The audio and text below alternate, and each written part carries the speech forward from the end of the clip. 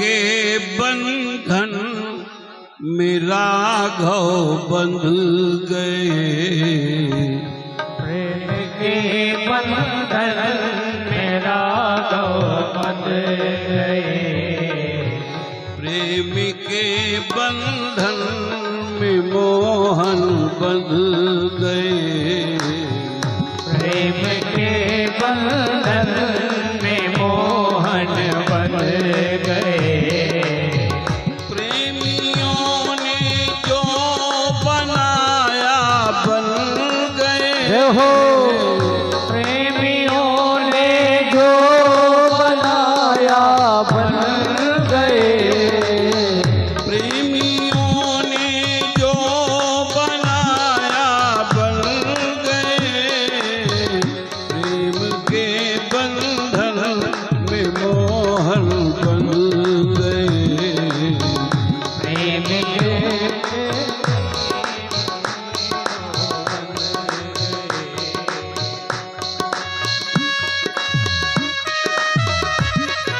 जय हो।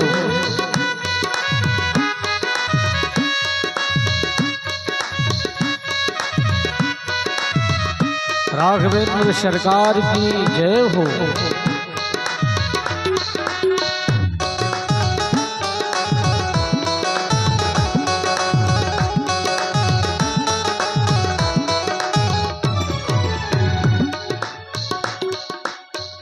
जान मीरा की न राणा ले सका।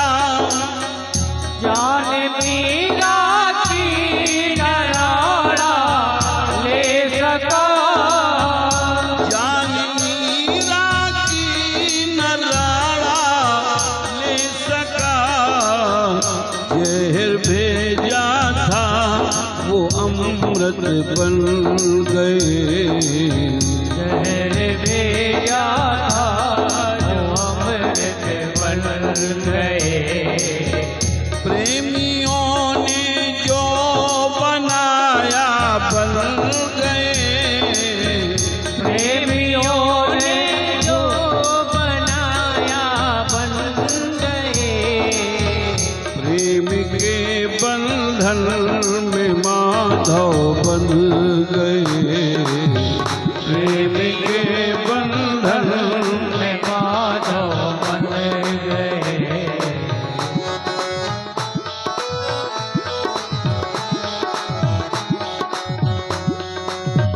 प्रेम के बंधन में मोहन बंध गए। प्रेम के बंधन में मोहन बन गए। प्रेम के बंधन में मोहन बंध गए। प्रेम के बंधन में मोहन बन गए। प्रेम के बंधन में मोहन बंध गए। प्रेम के बंधन में मोहन बन गए। बोले राम कृष्ण भगवान की। जय हो। तीर्थराज प्रयाग में बड़े ही जिज्ञासु होता है महात्मा भरद्वाज। परम विवेकी महात्मा याज्ञवल्क्य से जिस कथा को श्रवण कर रहे हैं उसी कथा का रसास्वादन कैलाश शिखर पर पराम्बा जगदम्बा अन्नपूर्णा महामाया भगवती पार्वती त्र्यंबक शूलपाणी पिलंकर शंकर से श्रवण करने की इच्छा व्यक्त कर रही है। मैया पार्वती जिन्होंने भगवान शंकर से एक निवेदन किया कि महाराज ये मायापति है राम कौन ये मायापति है राम कौन, जिनकी इतनी धुन है मन में।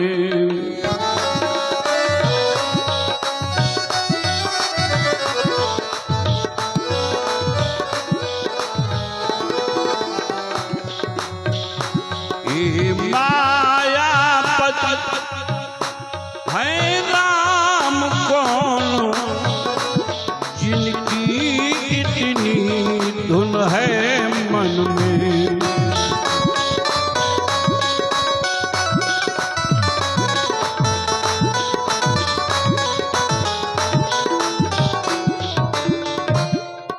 ये राम कौन है? रामचरितमानस के जितने भी श्रोता हैं, उनके हृदय पटल पर, मनोपटल पर एक ही जिज्ञासा है। भरद्वाज जी कहते राम कवन प्रभु पूछो तो ही, और वही बात भगवती पार्वती भोलेनाथ से कह रही है कि महाराज, जिन श्री राम का अहरनिश आप जब किया करते हो, क्या ये वही दशरथ नंदन राम है? लेकिन महाराज मैं जानना चाहती हूं, प्रथम सुकारण कहु विचारी, निर्गुण ब्रह्म सगुण बपुधारी। जो निर्गुण निरंजन निर्विशेष निरुपाद नारायण है, वो सगुण साकार में नराकृति को क्यों स्वीकार किया? गोस्वामी तुलसीदास जी महाराज ने भगवान शंकर के श्रीमुख से कहलाया, सगुण नहीं अगुण नहीं, नहीं कछु भेदा, गावहि मुनि पुराण बुध वेदा। हे पार्वती, निर्गुण और सगुण में कोई भेद नहीं है। विचार करना, आज निर्गुण शब्द का, निराकार शब्द का कुछ लोग माने बैठे। निर्गुण शब्द का अर्थ ये माने बैठे कि इसमें कोई गुण नहीं है। निराकार शब्द का अर्थ ये माने बैठे कि उसका कोई आकार नहीं है। ऐसा नहीं है। श्रीमद् भागवत महापुराण के 12 स्कंद में लिखा है, भगवान अपने श्रीमुख से स्वयं कहते हैं, निर्लीना यस्मिन् गुणः सर्वे। आप जितने गुणों की कल्पना परिकल्पना कर सकते हो, वो सारे के सारे गुण जिसमें समाहित हैं, इसलिए उसको निर्गुण कहा जाता है। और रही बात निराकार की, निर्गतः आकारा यस्मात् निराकारा, निकल गया है आकार जिससे, इसलिए उसको निराकार कहा जाता है। और एक बात बताएं, ध्यान देना, पढ़े लिखे लोग बैठे हो, निर्माने कभी नहीं होता है। निर्माने कभी नहीं होता है। ये आर्गन इनके लिए उपयोगी है, आपके लिए आप क्या कहोगे? निरुपयोगी कहोगे कि अनुपयोगी कहोगे? माइक इनके लिए आवश्यक है, आपके लिए अनावश्यक कहोगे। अगर निर्माने नहीं होता तो निरावश्यक कहना चाहिए। निर्माने कभी भी नहीं होता है। ये देश का दुर्भाग्य है कि लोगों ने कुछ का कुछ मान लिया है। आर्य समाज के संस्थापक स्वामी दयानंद सरस्वती, जिन्होंने ऋग्वेद का भाष्य किया, ऋग्वेद कहता है वो परमात्मा कैसा है, बोले मूर्तिम चा अमूर्तिम चा। मूर्त माने साकार, अमूर्त माने निराकार। और ऋग्वेद का ही भाष्य है सत्यार्थ प्रकाश। वेद की एक बात को मानना और एक बात को ना मानना, ये मानना है कि विडंबना है। ए मेरे भाई, सच्चाई ये है, हमारे यहां एक बहुत अच्छे वक्ता हुए, तो बहुत अच्छे कवि भी हुए। आपने नाम सुना होगा श्री बिंदु जी का। इसी संदर्भ में बिंदु जी ने बड़ी प्यारी बात कही, संसार के करतार का आकार ना होता, संसार के करतार का आकार ना होता, तो उसका ये संसार भी साकार ना होता, उसका ये संसार भी साकार ना होता।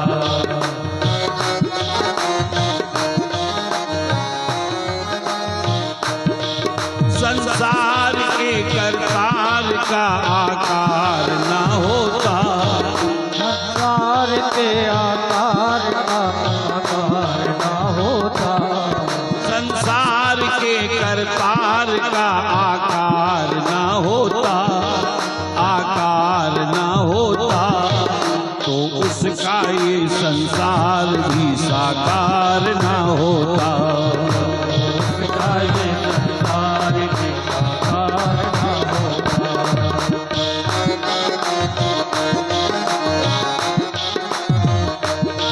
साकार ये जाहिर है निराकार की हस्ती, साकार ये जाहिर है निराकार की हस्ती, साकार ये जाहिर है निराकार की हस्ती, साकार ये जाहिर है निराकार की हस्ती, साकार ये जाहिर है निराकार की हस्ती, साकार ये जाहिर है निराकार की हस्ती। रहता कहाँ जो जिस्म का आधार ना होता, रहता कहाँ जो जिस्म का आधार ना होता,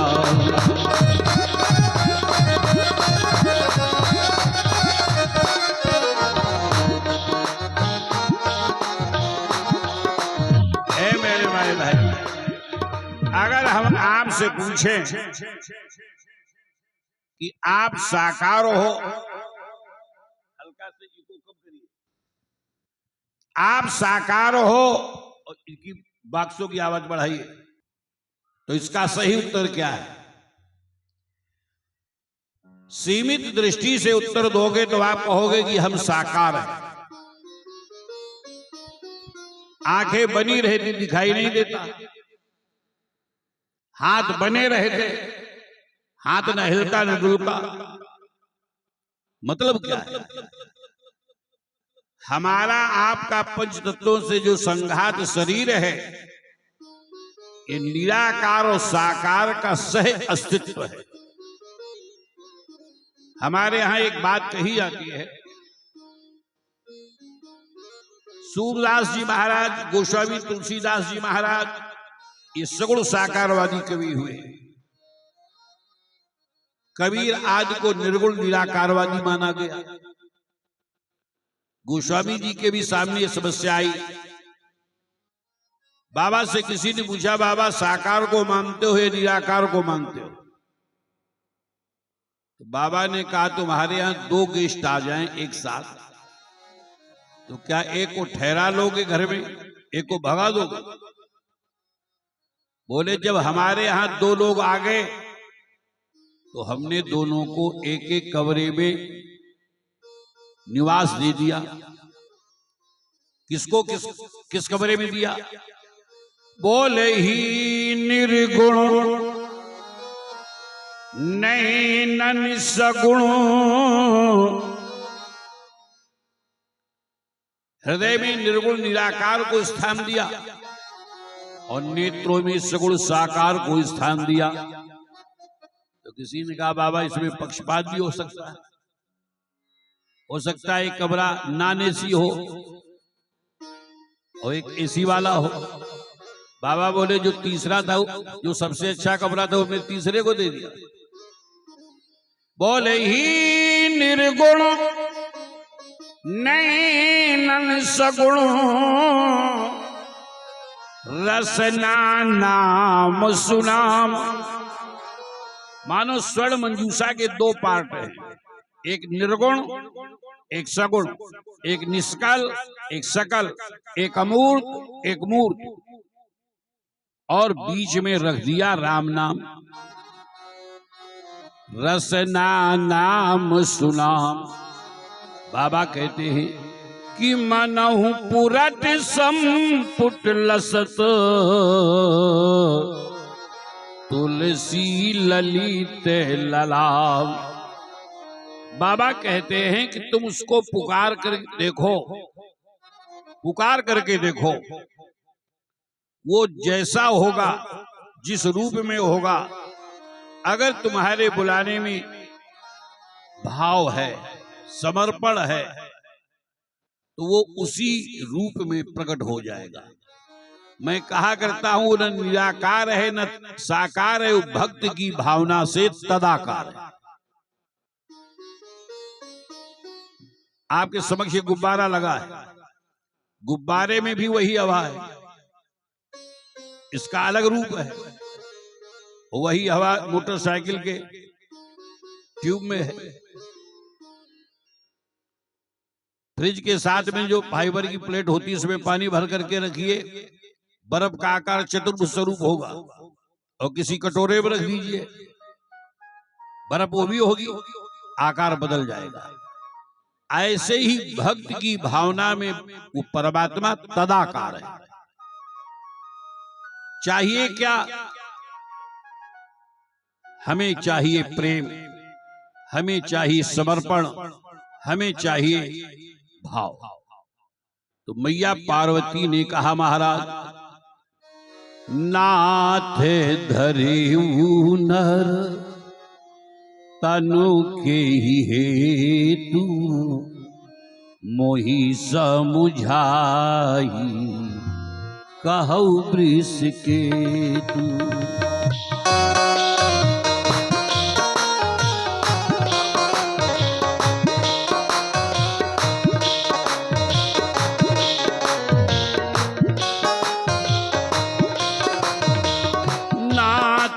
धरे नर तन के ही हेतु। इनको बिल्कुल बंद कर दिया, हल्का सा दो लहर नाथे धरे नर तन के ही हेतु, मोहि समझाई कहु वृष केतु।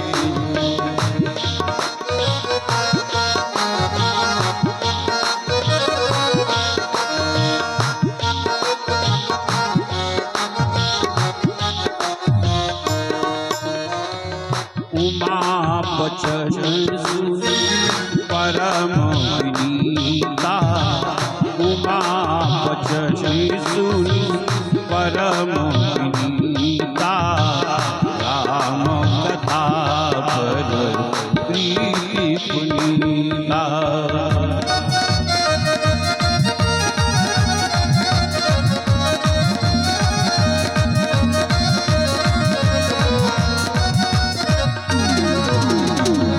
भगवान शंकर से मैया पार्वती ने जब राम कथा सुनना चाहा और भोले बाबा ने मैया पार्वती की राम कथा के प्रति ये पवित्र भावना को समझा, तो भगवान शंकर कहते धन्य हो देवी धन्य हो, ही हर से कामारी। तब शंकर सहज सुजान, भगवान शंकर को हृदय से प्रसन्नता हुई। व्यक्ति को हृदय से प्रसन्नता कब होती? जब उसके अनुकूल कार्य होता, उसकी भावना को समझ करके सामने वाला व्यवहारित होता है और सामने वाला मूड अपसेट कर दे, ऐसा व्यवहार करे तो हृदय में प्रसन्नता होगी, हृदय में दुख होगा। यही कहेगा कहां फंस रहा। तो आज मैया पार्वती की भावना को भगवान भोलेनाथ ने समझा। बाबा कहते ही हर से कामारी, भगवान शंकर को परम प्रसन्नता हो गई और कहने लगे, ए देवी सुनो, हरि अवतार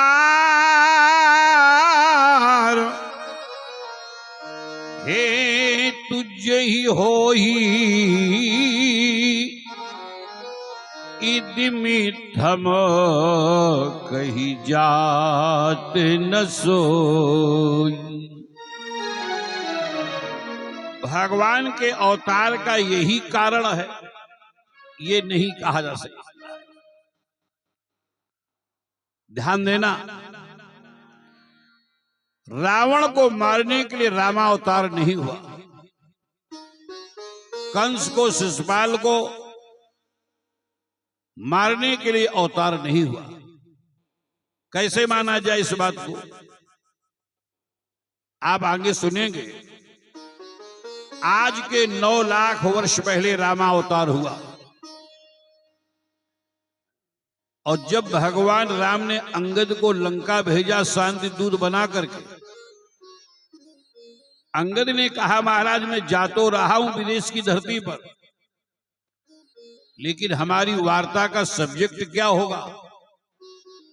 राम जी ने कहा तुम समझे नहीं,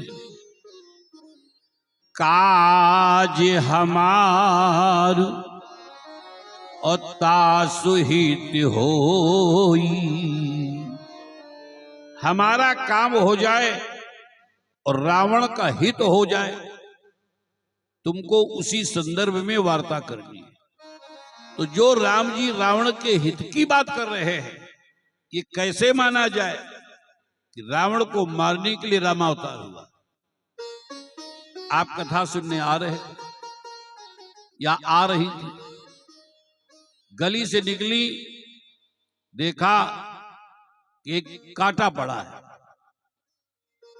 आप झुके और उस कांटे को साइड से कर दिया, नाली में डाल दिया। ईमानदारी से सोचिए, क्या घर से कांटा उठाने के लिए निकले थे? आ तो रहे थे कथा में, सत्संग में, रास्ते में कांटा पड़ा था, सोचा किसी की लग न जाए, इसलिए कांटे को भी ठिकाने लगा दिया। भ्रकुट विलास सृष्टि लय हुई। जो सर्व सामर्थ्यवान परमात्मा है, उसे अवतार लेने की क्या जरूरत? ए मेरे भाई, जैसे मच्छर को मारने के लिए कोई राइफल का प्रयोग नहीं करता, ये रावण, कुंभकर्ण, शिशुपाल, हिरण्याक्ष, हिरण्यकशिपु, ये जितने असतवृत्ति के पोषक हैं, ये कंटक सदृश हैं। इनको भी भगवान ने ठिकाने लगाया है, क्योंकि परमात्मा का उद्घोष है। क्या उद्घोष है? असुर मारी था पही सुरन, राखई निज श्रुति से।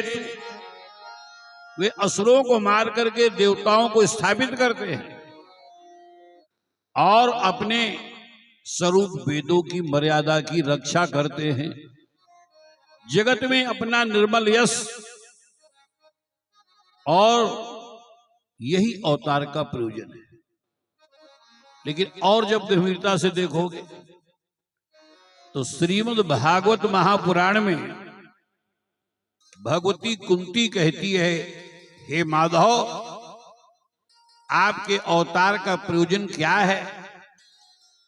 बोले, मर्त्यावतारम तुमर्त शिक्षणम, मानव को मानवता का पाठ पढ़ाने के लिए आप मानवाकृति स्वीकार करते हो। मानव को मानवता का पाठ पढ़ाने के लिए आप मानवाकृति स्वीकार करते हो। और एक बात समझना, रावण की आंतरिक मनोदशा क्या है वो अलग विषय है कि ईश्वर के हाथों से मृत्यु हो, लेकिन मानस के धरातल से यह सिद्ध नहीं किया जा सकता है कि रावण ने ईश्वर के हाथों से मृत्यु मांगी हो। ब्रह्मा के साथ में भगवान शंकर भी थे जब रावण ने तपस्या की है, और जब वरदान देकर के भगवान शंकर कैलाश धाम को आए तो मैया पार्वती ने पूछा कि महाराज चेले ने क्या मांगा? और चेला है विचित्र, गुरु है पंचानन, और चेला दशानन, बेटा खड़ानन। ए मेरे भाई, तो भगवान शंकर ने मैया पार्वती से कहा था, रावण मरण मनुज कर जाचा। रावण ने मनुष्य के हाथों से मृत्यु मांगी। अब सवाल उठता है कि मनुष्य किसे कहा जाए? ध्यान देना, पूरे विश्व की जनसंख्या लगभग 6 अरब को क्रॉस कर रही है, लेकिन मनुष्य किसे कहा जाए? आपने कभी सुना है किसी गधे से कहा गया हो कि गधा बनो? कुत्ते से कहा गया हो कुत्ता बनो? ऊंट से कहा गया हो ऊंट बनो? भेड़िए से कहा गया हो कि भेड़िया बनो? लेकिन आदमी आदमी से कहता है कि नहीं कहता? आदमी बनो। क्यों भाई? सास कहता मनुर्भव, मनुष्य बनो। मैं व्यासपीठ से कह रहा हूं विश्वास के साथ, हिंदुस्तान की जनसंख्या 140 करोड़, लेकिन मनुष्य कहलाने का कौन अधिकारी है? 140 में उंगलियों पर गिनने वाले निकलेंगे, 140 करोड़ में। आप सुनिए, मैंने कहा था परसों, मानस का प्रथम अक्षर है वर्ण और अंतिम अक्षर है मानवा। उपनिषद कहता है कि ब्रह्म अवर्णित है, और वो ब्रह्म जो निर्गुण निरंजन निर्विशेष निरुपाद नारायण है, वो वर्णित हुआ मानव के रूप में। ए मेरे भाई, तो सवाल उठता है कि मानव किसे कहते हैं?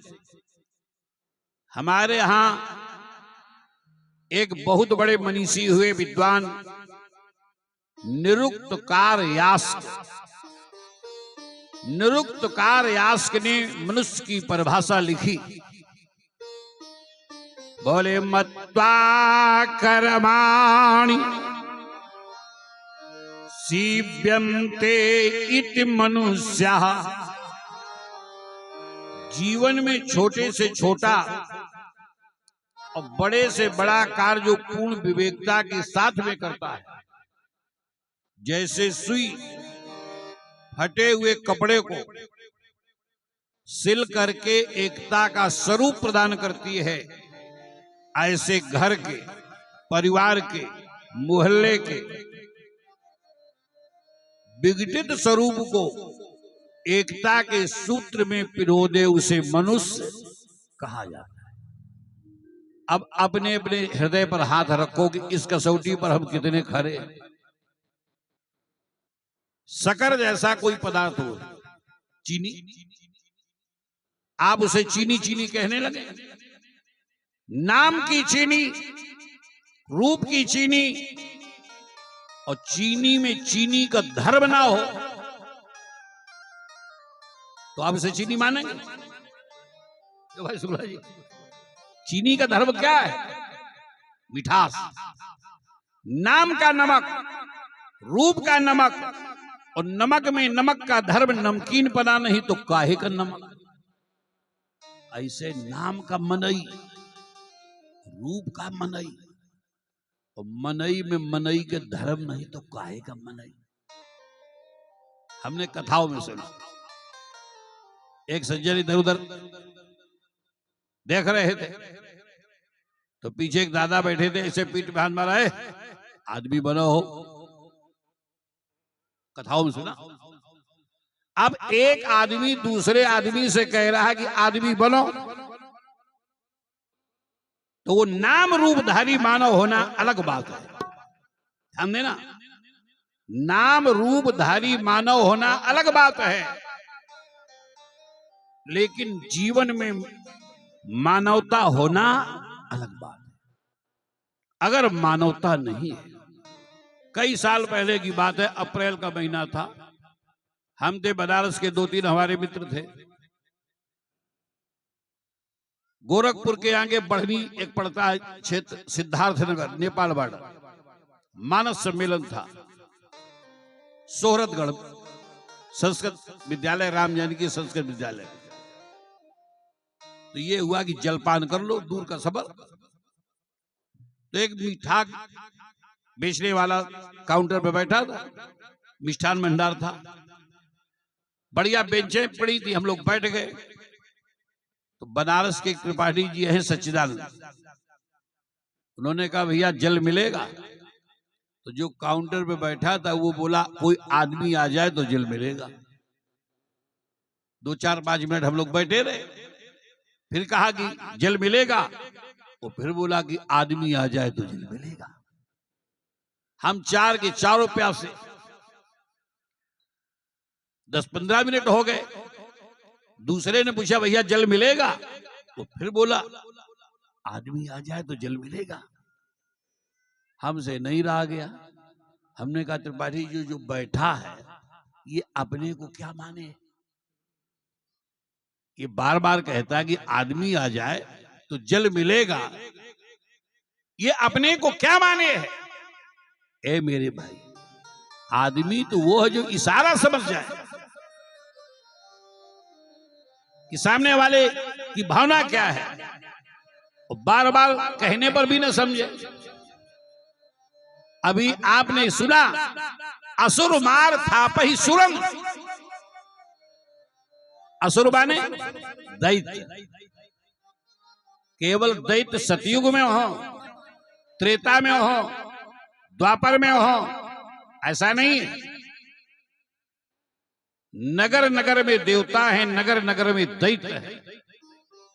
घर घर में देवता है, घर घर में दैत्य है। और कितनी बड़ी विडंबना कि भगवान ने एक ही कमरे में देवता और दैत्य को बंद कर दिया। हमने, हम में आप में देवता और दैत्य। पहले समझिए कि देवता कहा किसे जाता है, दैत्य कहा किसे जाता है। सुर माने देवता और असुर माने दैत्य। सुर में 2 अक्षर हैं, असुर में 3 अक्षर हैं। एक बात पहले समझ लीजिए, दैत्यों के सींग और पूंछ नहीं होते। सुर में 2 अक्षर हैं, सु और रा। सु सुष्टम सुंदरम सुकृतम, रा रमन्ते यह ससुरा। जो सद्विचारों में, सत्कर्म में, सद्धर्म में सदा सर्वदा संलग्न रहते हैं, वही देवता है। असु माने होता है प्राण। जो प्राणोपलक्षित जीवन जीते हैं, अपना स्वार्थ सिद्ध करने में लगे रहते, अपना काम हो जाए, तुम्हारा भाड़ मिल जाए, तुम्हारा बने ना बने इससे उनका कोई लेना देना नहीं। अपना स्वार्थ सिद्ध हो, अपना उल्लू सीधा हो, ऐसी मानसिकता का गुलाम व्यक्ति ही दैत्य है। ए मेरे भाई, मैंने अभी आपसे कहा था कि देवता और दैत्य को एक कमरे में बंद कर दिया गया। दूसरी बात कही कि हम में और आप में देवता दैत्य, कैसे मानोगे इस बात को? हनुमान जी महाराज जब लंका नगर गए, कथा आगे आएगी, अब विभीषण से उनकी भेंट हुई। विभीषण से पूछा कि महाराज यहां लंका में कैसे रहते हो? ये तो राक्षसों की नगरी है,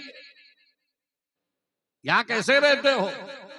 तो विभीषण ने अपनी रहनी बताई। सुनहु पवन सुत रानी हमारी,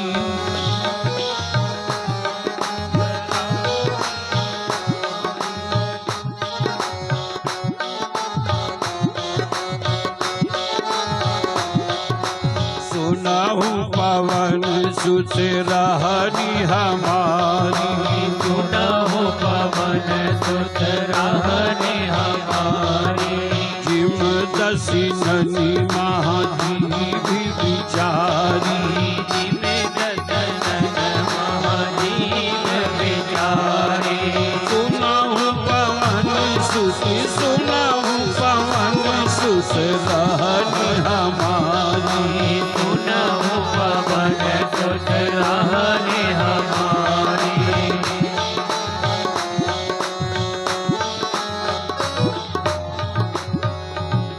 विभीषण कहता है कि 32 दांतों के बीच में जैसे जीव रहती है वैसे मैं रहता हूं। ध्यान देना,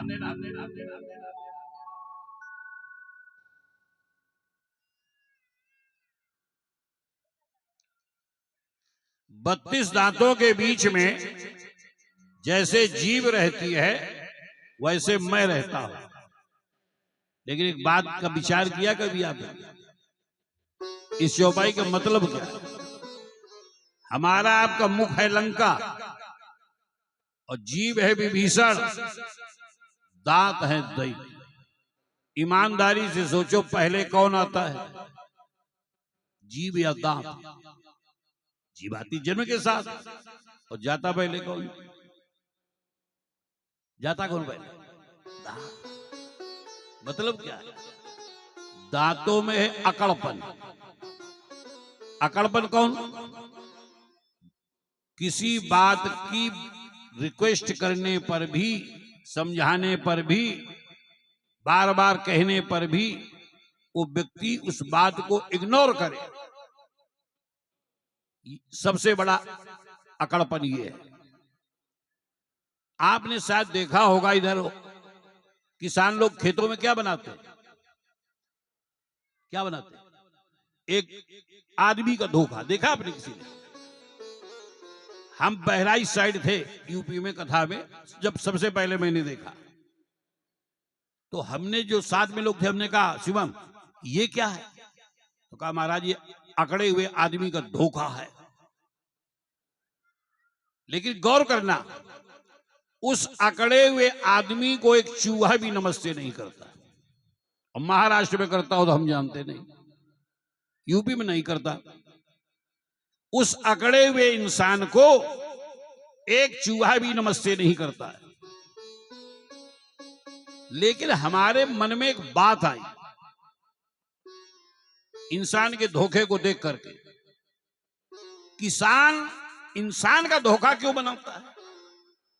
फसल की रक्षा के लिए भेड़िया का बनाता, कुत्ते का बनाता, हाथी का बनाता, ऊंट का बनाता, इंसान का धोखा क्यों बनाता है किसान? हमने सोचना शुरू किया और सोचते सोचते बिल्कुल सटीक उत्तर मिल गया। क्या मिला सिर्फ? कि आज के समय में जितना इंसान धोखा दे सकता है, किसान बहुत बुद्धिमान है। किसान जानता है कि जितना आदमी धोखा दे सकता है उतना धोखा जानवर भी नहीं दे सकते। इसलिए किसान इंसान का धोखा बनाता है। ए मेरे भाई, दुनिया में कोई काम छोटा या बड़ा नहीं होता है। लोग दीवालों में लिखते कर्म ही पूजा है। ये दीवालों में लिखने का सब्जेक्ट नहीं है, आप अपने काम को पूजा मान करके करिए। कर्म ही ईश्वर प्रारब्ध संचित क्रियमाण। वर्तमान में जो कर रहे हो यही क्रियमाण कर्म संचित होकर के प्रारब्ध बनता है। हर व्यक्ति अपने भाग्य का एक दृष्टि में विधाता है। हमें ईश्वर ने जो काम दिया है पूर्ण मनोयोग पूर्ण बुद्धियोग के साथ हम कार्य को करें तो हमारा कार्य ही हमारी पूजा हो जाएगा। आज तक परमात्मा ने न किसी को ऊपर से गड्डियां बरसाई हैं और न डंडा लेकर के कोई छीनने आया है आकाश से। जो व्यक्ति जो कार्य करता है परमात्मा ऐसे सूत्र बना देते हैं, ऐसे लोगों से मिला देते हैं उसको कि उसके जीवन का लक्ष्य उसे प्राप्त हो जाता है। आइए अपनी बात पर। दांत है द्वैत, जीव है विभीषण, देवता का स्वरूप। दांतों में अकड़ता है और जीव में विनम्रता है, सहजता है, सरलता है, लचीलापन है। लेकिन गौर कर, दोनों दांतों के बीच में जब कोई तिनका फंस जाता है, आप लाख मना करो जीभ वहीं लगी रहेगी सिवा जब तक उस तिनके को निकाल नहीं। लेकिन जरा सी चूक हो जाए तो दांत इस जीव को इतनी बेरहमी से काटते हैं। हमसे तो कहो दिन में 2-2 बार धोखा हो, लेकिन गौर करना मेरी बात का। जब बार बार दांत जीव को काटेंगे तो कैंसर का खतरा होगा। जीव जब दुख की बात डॉक्टर से कहेगी तो एक एक दांत को उखाड़ फिकवाई। डॉक्टर एक मिनट नहीं लगता है, बिल्कुल दाढ़ न हिल रही हो पैसा भी ले लेगा और 1 मिनट के अंदर बाहर। लेकिन एक अंतर बहुत बड़ा है। क्या अंतर है? बढ़िया गाजर का हलवा, पड़ी हो बादाम, पड़ा हो पिस्ता, पड़े हो काजू और दूध में पकाया गया हो, अब किसी किसी के मुंह में को पानी आ गया हो। हाँ, इनको बहुत अच्छा लगता है। सही, हाँ बहुत अच्छा लगता है। लेकिन हलवा कितना खतरनाक आइटम कोई नहीं। आप कहीं गए, गरम गरम हलवा आया, रखी प्लेट में, चम्मच लिया, चम्मच मुंह में भर लिया, अब इतना गरम अंदर लिए जा रहे तो गला जल रहा, थूक रहे तो बेइज्जती हो रही, तो काहे खाओ, हम तो खाते नहीं। ए मेरे भाई, ये सारा सब कुछ पड़ा है, आपने हलवा खाया और दांतों से पूछो, ये दांत भैया ये बादाम पिस्ता पड़ा हलवा, इसका टेस्ट कैसा है? दांत स्वाद बता सकते हैं? दांत कहेंगे स्वाद लेने का काम देवता का है, हम तो दैत्य हैं। और जीव की नोक पर आप रखिए, कंप्यूटर इतनी जल्दी रिजल्ट नहीं दे सकता। खट्टा है, तीखा है, चरफरा है, कसैला है, भगवान जाने इस नोक में क्या लगा है, कौन सी मशीनरी लगी है, कितनी बढ़िया व्यवस्था। आंखों ने देखा, हाथ ने उठाया, सप्लाई विभाग तक पहुंचाया हाथों ने, और ऊपर मशीन लगी, सुगंध है कि दुर्गंध है, नाक कहीं पीछे लगी होती है, हाथ ले जाना पड़ता पीछे। भगवान कितना दयालु है, कितना दयालु है। भागवत में लिखा, कम्बा दयालु शरणम ब्रजे, एडवांस व्यवस्था। इनसे तो सुनाई नहीं देता, सुनाई तो देता छिद्रों से। लेकिन भगवान जानते थे कलयुग में 30 साल के लड़के को चश्मा की जरूरत पड़ेगी, तो चश्मा कैसे लोग लगाएंगे? तो एडवांस व्यवस्था। ए मेरे भाई भाई, मैं निवेदन ये करने लगा, असदवृत्ति ही दैत्य है और सदवृत्ति ही देवता है। जब जीव रूपी विभीषण ने परमात्मा राम कुल को रोवन हारा, राम जन्म के हैं तू अनेका, परम विचित्र एक टेका,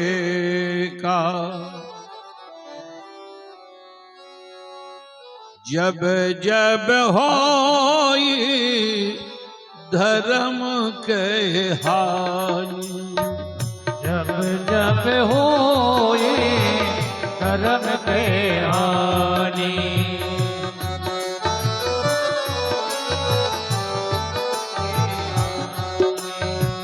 बाढ़ही असुर अधम अभिमान,